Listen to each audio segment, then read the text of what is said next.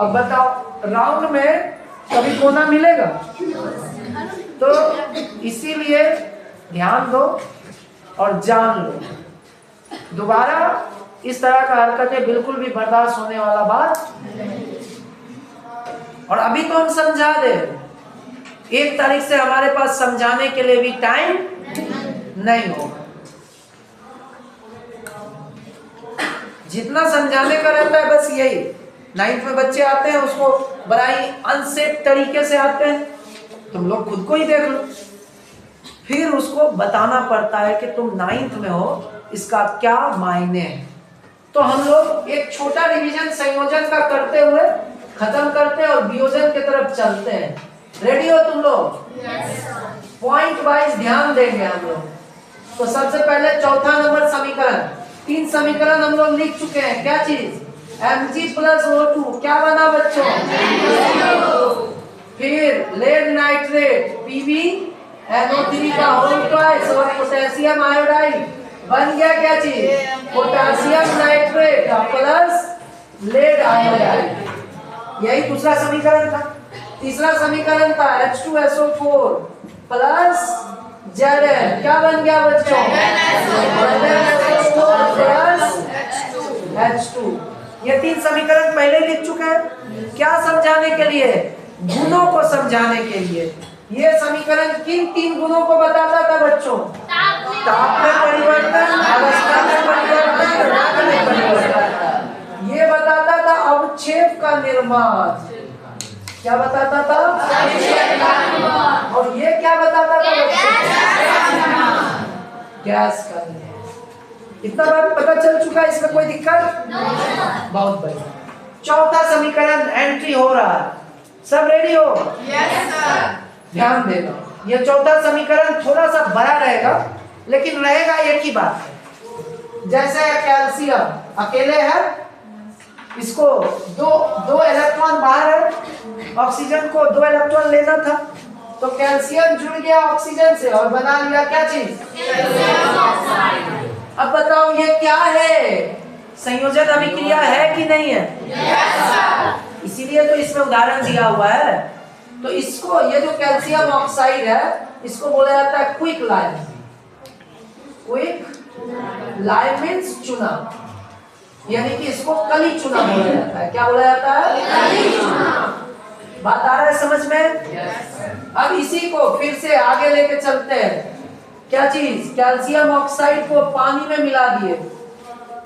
किसमें मिला दिए? पानी में। तुम लोग भी जो चूना खरीद के लाते हो हार्डवेयर स्टोर से, पान के दुकान से नहीं, पान के दुकान से जो चूना लाओगे वो होगा कैल्शियम हाइड्रोक्साइड, क्योंकि वो फुला दिया है पानी में। तो ये वाला जो कैल्शियम ऑक्साइड है कली चूना, इसको पानी में डालो। पानी में डालते ही तुमको पानी ठंडा ठंडा महसूस होता है कि नहीं? कोई बच्चा बोला यस सर। गर्म महसूस होता है, और जो गर्म महसूस हुआ उसके बाद ये बदल गया किसमें? Calcium hydroxide. किसमें? Calcium hydroxide. हाइड्रो मींस होता है वाटर, ठीक है? हाइड्रो ऑक्साइड है ना, कैल्शियम हाइड्रोक्साइड। क्लियर हो गया बात? इसमें कोई दिक्कत? चलो आगे देखते हैं।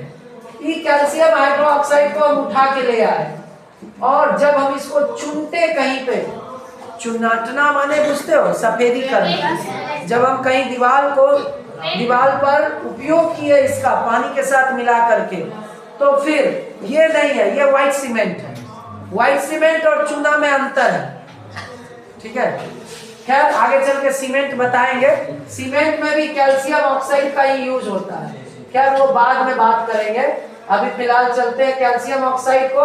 जब कभी तुम दीवार पर लगा दिया तो हवा में कार्बन डाइऑक्साइड है कि नहीं है? वो आके इससे जुड़ गया और बना लिया कैल्शियम कार्बोनेट। जैसे ही ये कैल्शियम कार्बोनेट बना, क्या बन गया? Calcium carbonate. जैसे ही कार्बोनेट बना तो अब चमकने लगा दीवार, एक दो दिन बाद चमकने लगा। यहीं से प्रश्न पूछता है कि बताओ सफेदी करने के बाद 1-2 दिन बाद दीवार चमकता क्यों है? बच्चा लोग आंसर करता है क्योंकि अच्छे से चुना किया गया था इसीलिए चमकता है, या धूप लगने पर चमकता है। ऐसे ही अपना दिमाग से कुछ भी किए जा रहा है। तो चमकने का कारण क्या है कि वो कार्बन डाइऑक्साइड से अभिक्रिया किया और कैल्शियम कार्बोनेट बना लिया। बताओ ये संयोजन अभिक्रिया हुआ कि नहीं हुआ? यहाँ पे भी संयोजन अभिक्रिया हुआ कि नहीं? ठीक है, बात समझ में आ रहा है? अब पूछा जाए दीवार को सफेदी करने के लिए जो घोल का इस्तेमाल किया जाता है उसका फॉर्मूला क्या है? तो क्या कहोगे? CaOH का फॉर्मूला, इसको कहते हैं कैल्शियम हाइड्रोक्साइड। क्लियर है बात? सफेदी करने पे जो चमक आता है उसका फॉर्मूला क्या है? पानी में जो डालते हैं उसका फॉर्मूला क्या है? तीनों तीन मामला है। यहाँ से इसका डायरेक्शन बदल जाएगा। एक बिंदु तो ये हुआ, दूसरा बिंदु कि इस जगह पर उष्मा निर्मित है। जब तुम पानी में डाल रहे हो तो वहां पे क्या हो रहा है? माने उसमें हीट प्रोड्यूस हो रहा है। वैसे रासायनिक अभिक्रिया जिसमें उष्मा उत्पन्न होता हो उसको बोलेंगे बच्चों उष्माक्षेपी अभिक्रिया। क्या बोलेंगे? उष्माक्षेपी अभिक्रिया का मतलब हुआ कि वैसे सब रासायनिक अभिक्रिया चाहे कोनो हो जिसमें से उष्मा निकलता हो उस सब को आज दिन से एक दूसरे तरीके से क्या बोलेंगे? उष्माक्षेपी। क्या बोलेंगे? तो अब सवाल है कि यहाँ पे एक बात बोला कि सब का सब संयोजन अभिक्रिया उष्माक्षेपी होता है। ये एक लाइन बोल दिया कि सारे संयोजन अभिक्रिया क्या होता है? उष्माक्षेपी होते हैं। तो एक दो और ना उदाहरण देना पड़ेगा। तो इसने बोला कि रुको उष्माक्षेपी का बहुत सारा उदाहरण हमारे पास है, जैसे सी कार्बन, उसको जलाए कार्बन डाइऑक्साइड बना, इसमें हीट भी प्रोड्यूस हुआ, ये उष्माक्षेपी है। फिर मीथेन हो गया, इसको जलाए O2 के प्रेजेंस में ये बदल गया CO2 और H2O साथ में हीट, तो इसको क्या कहती है? उष्माक्षेपी। अब यहाँ पे एक बात आ गई। बात क्या आया कि हमने जो मान के रखा था कि दो या दो से अधिक चीजें मिलना चाहिए, एक के वो बनना चाहिए, लेकिन अभी हम क्या समझाने की कोशिश कर रहे हैं? उष्माक्षेपी के आधार पर। तो अब यहाँ से लाइन बदला। लाइन कैसे बदला इसको समझो। इसने कहा कि हम कंफर्म है कि जितना संयोजन अभिक्रिया होगा सब उष्माक्षेपी होगा।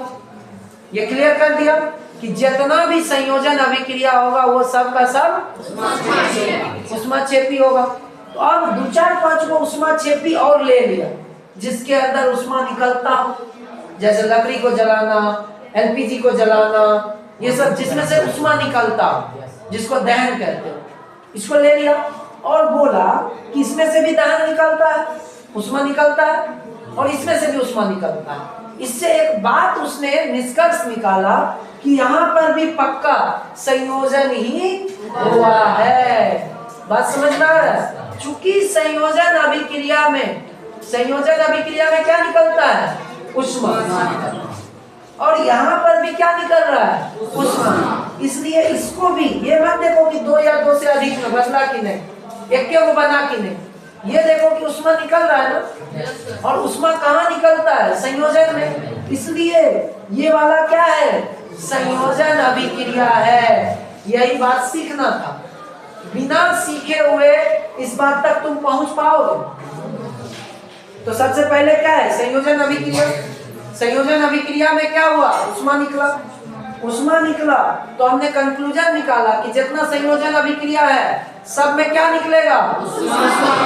अब हम दुनिया में जितना उष्मा निकलने वाला दो चार पांच को एग्जाम्पल मिला उसको उदाहरण में ले लिए और बोले कि उसमें से भी उष्मा निकलता है, उसको आपने संयोजन बोला, इसमें से भी उष्मा निकलता है, तो क्या हम इसको भी संयोजन कर सकते हैं? हमने बोला बिल्कुल कर सकते हैं, भले दो या दो से अधिक चीजें मिलना पड़ रहा है। यहाँ तो सही है, दो या एक ही बनना चाहिए, लेकिन यहाँ दो बन गया, लेकिन उष्मा निकल रहा है, चुंबकीय ऊष्मा निकलने वाले को संयोजन कहते हैं, इसलिए हम यहाँ पे भी क्या कहेंगे, संयोजन।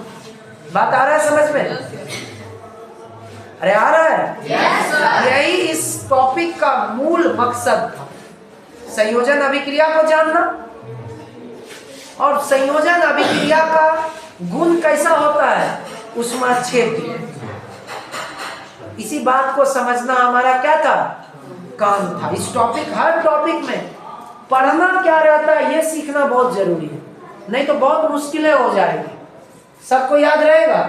सारे के सारे संयोजन अभिक्रिया कैसा होता है?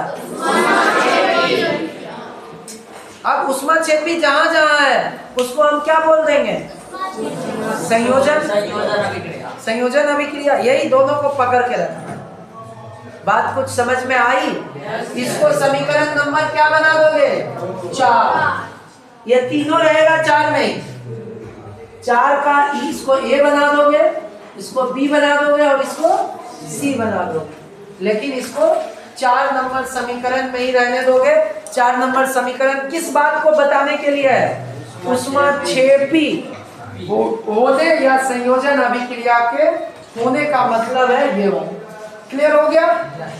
चलो 3 नंबर समीकरण 3 तक पहले ही समझ चुके हैं गुण से। चौथा नंबर क्या आया, संयोजन अभिक्रिया से। चलो उतार लो सब।